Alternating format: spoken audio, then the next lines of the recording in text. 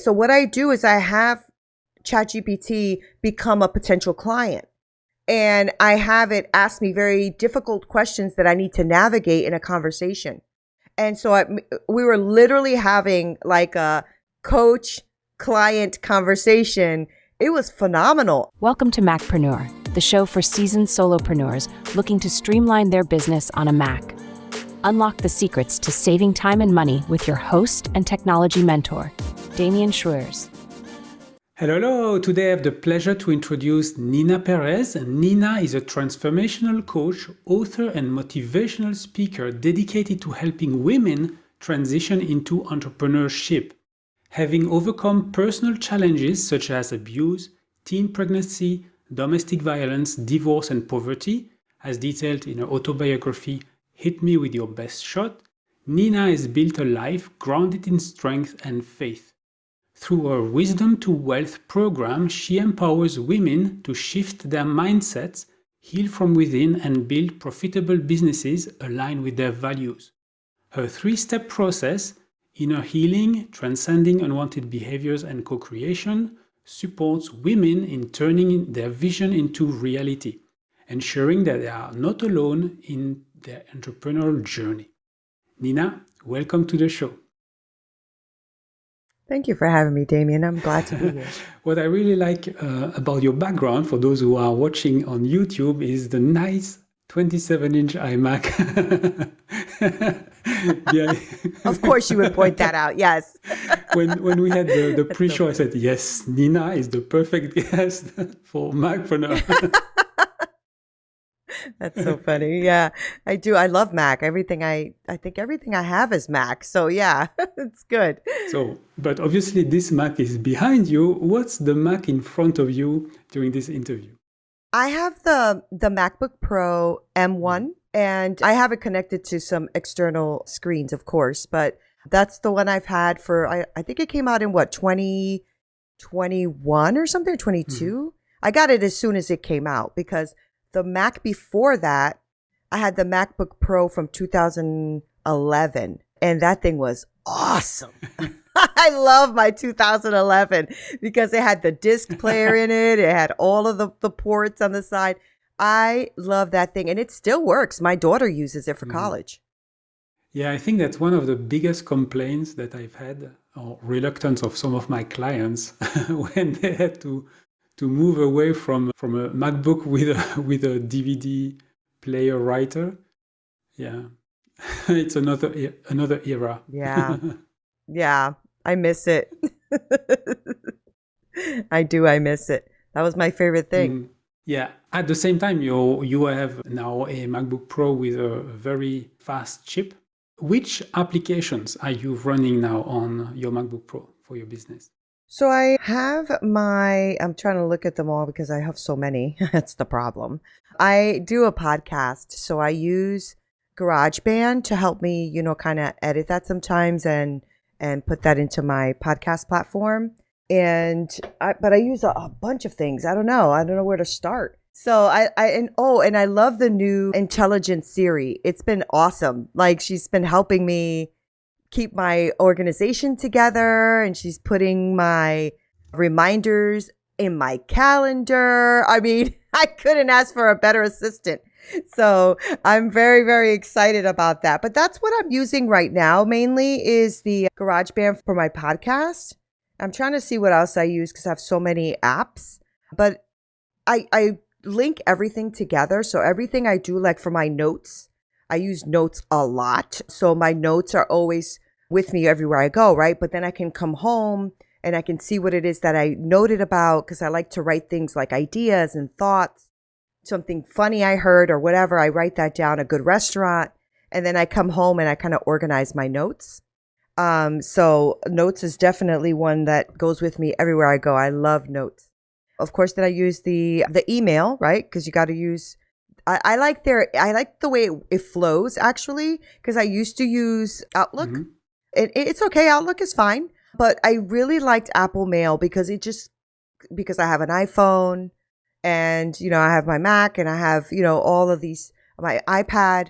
And so everything just connected seamlessly with my iCloud. And so yeah, I'm a Mac girl 100%. Yeah. If we go back to intelligence series, so um, how was it? Was it easy to start to use Apple Intelligence? Because I'm curious because I'm in Europe and it's not available to me. It's only Oh, available okay. in the US, Canada, the UK. So basically English-speaking countries at the moment. Yeah, you know what? I don't know. I'm not like as great a techie as you are, but she seems to be seamlessly integrating things for me, which is very, very helpful. And so, and now I don't want to say her name because then she'll come on. But when I call her, I'll say, "Hey, can you do this for me, or can you add this to my reminder before I forget, or can you make sure this is in my calendar?" And she's like, "Okay," and she's like putting everything together. And then now she's also taking your messages and she's summarizing them for you. So, if there's a long message, she'll be like, basically what she's doing is just giving me the important pieces of that, which is kind of neat. And then she'll say, "Do you want me to reply?" And I reply. And the old Siri used to do that, but this one just seems more natural because even when she's talking to you, she almost sounds like a person. She sounds human. And you can choose the voice. You could choose what you want. So me and her have been talking, and the other day I was just bantering with her, like I forgot what I was talking about. I was talking about, oh, I have a client and the client's going through this, and what do you recommend? Well, I recommend. And we were just like talking. It was like so weird. I'm like, Damien, I don't know. I'm gonna start making friends with like AI or something. This is not good. Have you tried? I think the closest to what you're describing for me is speaking with ChatGPT, because they have an enhanced voice mode now. Yes. Have you played with that as well, the voice mode of ChatGPT? Yes. I love it. Oh my God, yes. Oh my God, yes. I was on ChatGPT the other day and I was role playing with ChatGPT because I said, "Hey, I love role playing for anybody who has an entrepreneur business or service-based business.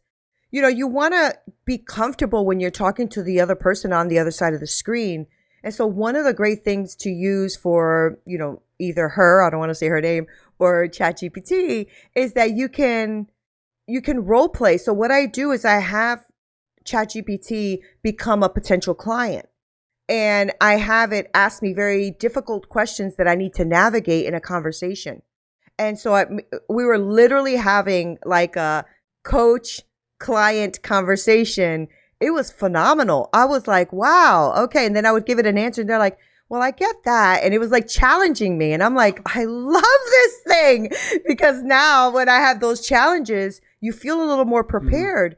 So why not use, all of this intelligence to maybe help you prepare for a job interview, maybe help you for your next call that you have for somebody who wants to do a discovery call, things like that. So it's been very helpful. I love it. Yeah, I'm listening to a few podcasts on the world of AI, and I think it was Michael Stelzner from AI Explored podcast, and he was explaining that he was using that in preparation for a pitch or something like that. So he would go through his presentation and asking ChatGPT beforehand to tell it ask ChatGPT to notice if there were things that were not clear or if the ideal customer would have objections. And I found that really fascinating as a use case. Yeah, I'll be doing that too then because I do a lot of pitches. That's really a good idea actually, because you can make it be your critique. It could critique it for you. Yeah, and then you could just keep practicing. That's a good idea. I love that idea. And so are you using ChatGPT from a browser or through the dedicated Mac app? I do both. So yeah, when I'm on my laptop, I usually just go on the browser. I don't know why, I just do. But when I'm on my iPad or my phone, I have the dedicated app for that. But actually, maybe that's a tip for you and for the listeners. There is a dedicated Mac app of ChatGPT. Oh. And that application, you can give it permissions to look at your screen and it actually you can ask it questions about what it sees, and now I've read that it has direct integration also with Apple Notes. So you can be in Notes, in Apple Notes, and having the ChatGPT app on the side, and then ask ChatGPT to analyze what the content of the note or to suggest changes. And it works with different apps. But for that, you need to install the native application. You need also the ChatGPT Plus subscription. And but if you visit from the browser, if you are in ChatGPT, I don't remember if it's the bottom left or the top right corner, there is a place where they advertise the downloading the Mac app. Okay. Yeah. Listen to you, Damien. Thank you. I will definitely use that. I did not know that. I didn't know that at all, actually. So every time I'm on my computer, I just go right onto the top, the bar, and I just put it from there, from the browser. But how much better is that, right? Because if it could look at your screen and kind of help you navigate something, or, maybe, I don't know if it does this, but maybe even look at your calendar and see if there's a way to improve performance. That's really interesting. I'm going to do that 100%. Very good. So apart from that, what tip or trick have you discovered on your Mac recently that you wished you knew before? That's a good question. I'm not sure. I'm trying to, this is old for you, but new for me. And I'm still trying to learn how to get used to it. I think it's called Stage. Is that what it's called? Where it stacks everything up on the side of your screen? Stage Manager, yeah. Stage Manager. Yeah, I never used that before. I saw it as I was looking at some settings, because every once in a while I like to look at all the settings and see if there's a way for me to enhance my, the way I'm performing or doing things, tasks, things like that. So I saw that, and then it moved everything to the side. I'm like, what'd I do? What'd I do wrong? But here's what I found that helped me to focus on one thing. Mm-hmm. And I was like, wait, this might be a genius. This might be genius, because I have a lot of things that I do with my business, and I also have ADHD, right? So I get confused. I get not confused, but I get distracted. Mm-hmm. Right? So I'll start one project, I'm moving on to the next project. And that's not a good thing when you have ADHD and you're trying to finish a task. And so I found that Stage Manager was helpful with that. I think I just have to get used to it because I'm not used to something like that. And so, it pulls the screen away, and then I'm looking for something, and then I don't know where to look. So that's the only thing that I have to get used to. But that's new to me. I know that's old and it's been around for a while, I think. But it was new to me these last maybe 2 weeks. I discovered it, and I'm trying to play around with it. Mm-hmm. Well, it's as a feature, it's not that new. Actually, it's less than 2 years old. Oh, yeah, okay. It started, if I recall correctly, I don't know if it was actually together in iPadOS and macOS. And basically, the idea is, rather than putting application in a full screen mode, which was the default, right? When you have any application on the Mac open and you look in the top left corner, you have the green button. If you click on the green button, suddenly it takes the full screen. And for some people, it was confusing. And I've seen that because they don't realize that now they have to swipe left and right with a few fingers on the trackpad, or they have to go with the mouse at the very top of the screen to make reappear the other desktops and so on. That's new though, right? Isn't that that's new? super old. Oh, no, not the desktop. Sorry. I'm talking about when something that's been happening since I've updated it is that now if I pull my screen up too high, it'll open full screen. Yes. That's new. Yeah, that's new. Yeah. That's new. Okay, because that never happened to me before. Yes, that's totally new. But if you pull a window at the top of the screen, it takes full screen. If you pull it to the right side, it takes half, right and left. Oh, I didn't know that. So they are I didn't know that part. Okay. Very old Microsoft Windows feature.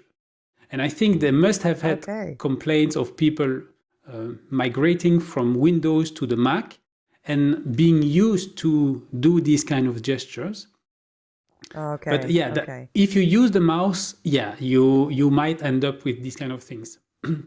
But with Stage Manager, I think what the appeal of Stage Manager for some people is that you reproduce this one app at a time system, but you still see all the things that you have on the left, right?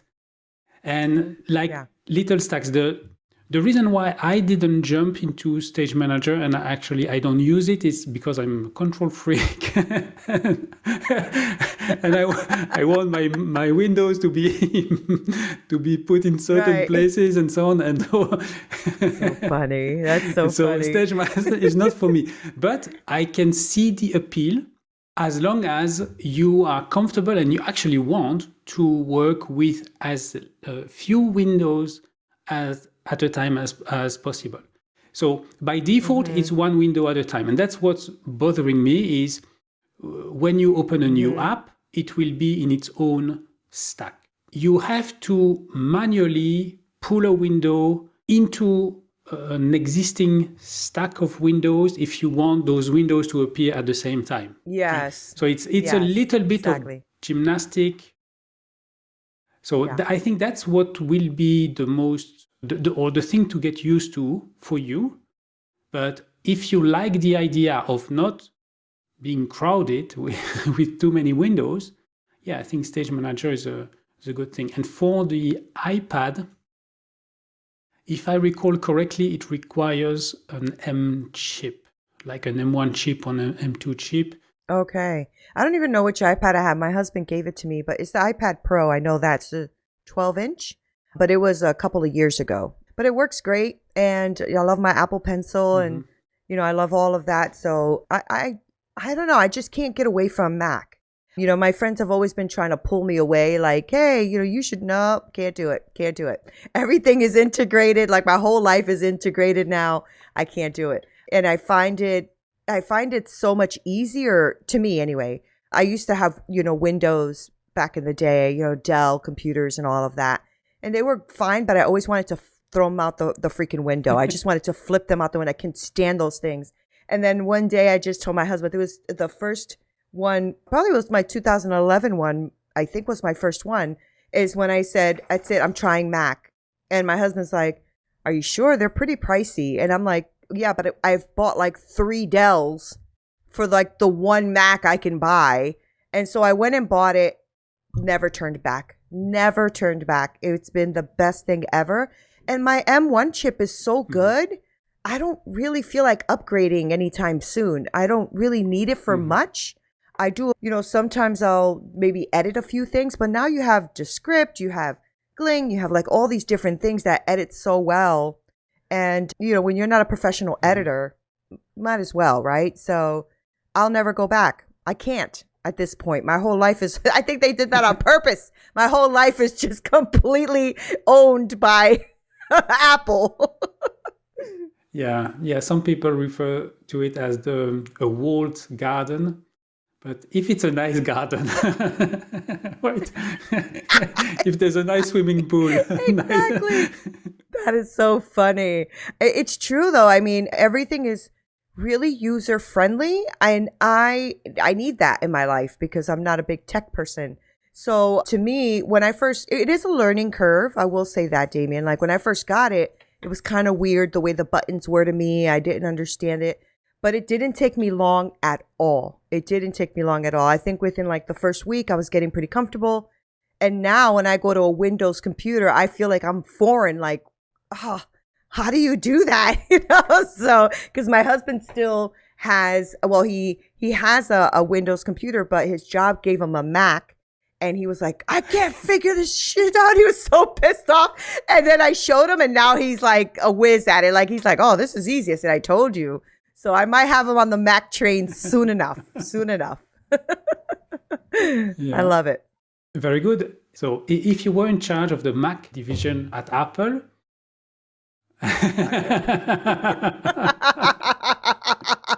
That wouldn't be good, Damien. Not good. And you had a magic wand. What would be your first priority? I do. Really good question. I'm trying to think of like maybe some things that frustrate me or things that I wish that it did. I'm not sure because I'm not really techie, I kind of just go with whatever's presented to me, right? So I'm not too sure. I will say I don't know how to use like the presenter. I think we talked about this when we met. What's it called when you could a keynote. And I know that it's supposed to be fairly easy. I find it to be a little complicated for me, so I haven't been able to use that. I guess the only other thing I wish Mac or Apple I wish that they would come out. I don't know. I wish I would have like tools that were a little easier. Like, for instance, do they own numbers? Yes. Are they the Yes. are they okay? I find numbers very challenging.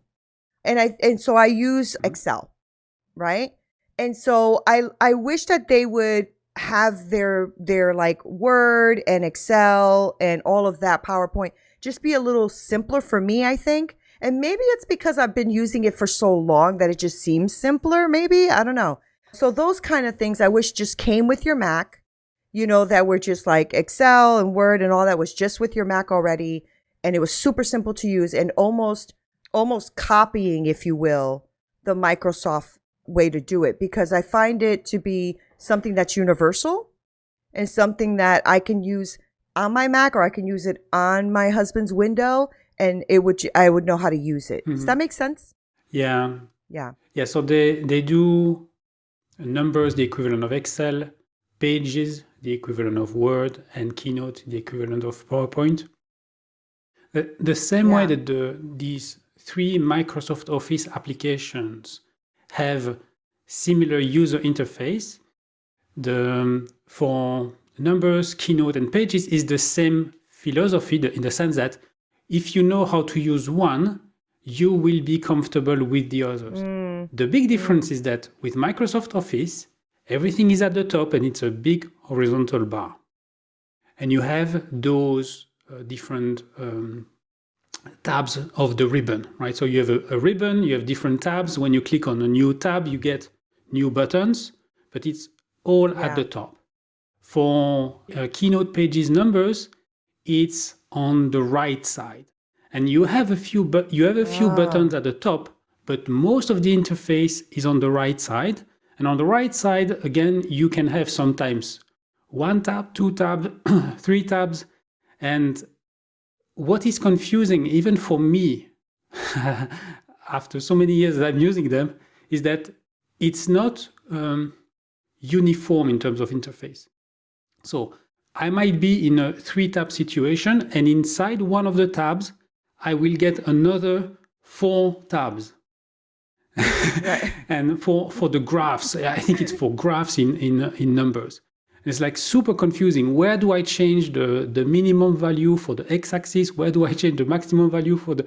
It's like all over the place. And that's what I think, unfortunately, is a bit confusing with those applications. Yeah, because if those things were more streamlined and simpler, I would use them because I like Mac. So I would just use them.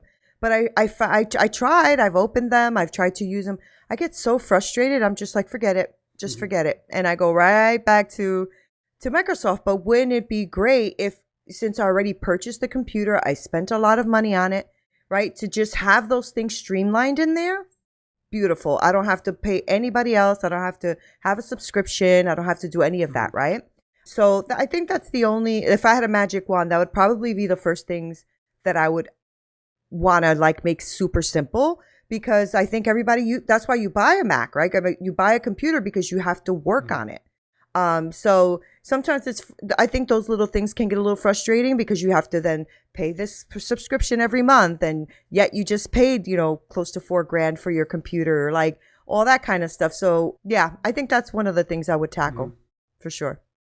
Yeah. Yeah, they have implemented support for Microsoft Office files, meaning that if you are in Pages, you can open a Word document, and you could start a Pages file and save it as a Word document.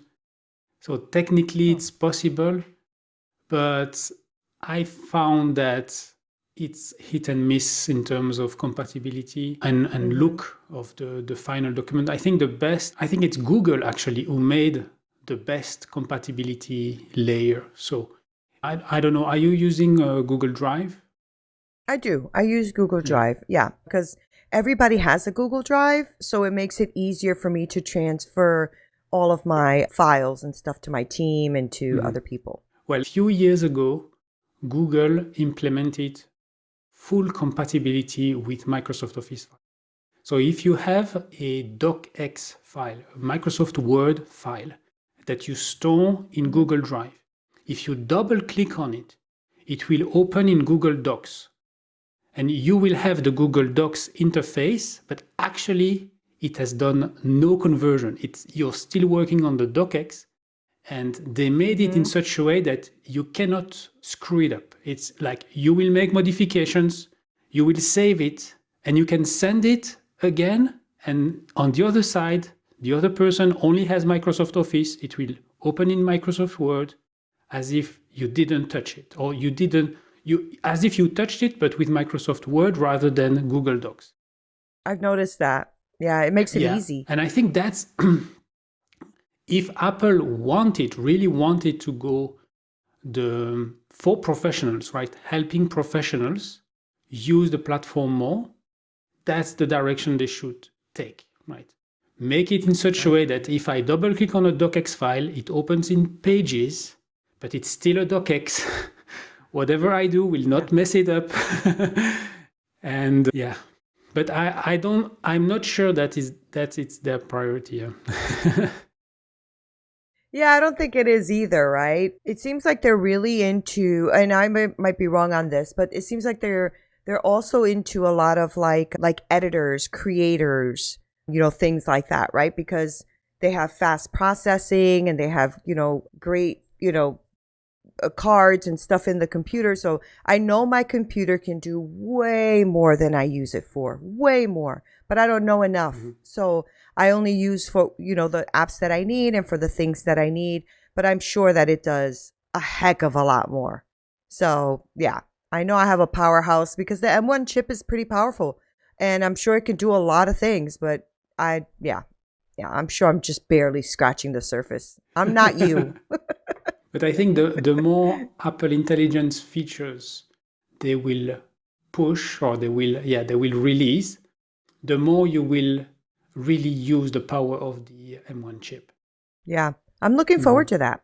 It's been kind of cool. Oh, another cool thing is when you talk to her now, she lights up your screen around the screen in like this beautiful color. So now I like to talk to her so I can see the rainbow. The rainbow. It's so pretty. I'm like, ooh, you're sexy now. Okay. Yeah. It's really fun. I know I'm a girl, but it's fun. It's really fun. Well, thank you very much, Neena. It was a pleasure to discover really how you're using your Mac. Where can people find you online? I think you can find me anywhere, honestly. But if you look up Straight Talk, No Sugar Added, or you look up Neena Perez, which is Neena Perez, you'll find me everywhere and anywhere. I'm omnipresent. Thank you for having me here. Yeah, thank you for being on the show. And so for the listener, if like Neena, you would like to share how you are using your Mac to run your solopreneur business, it's simple. Just visit macpreneur.com/apply.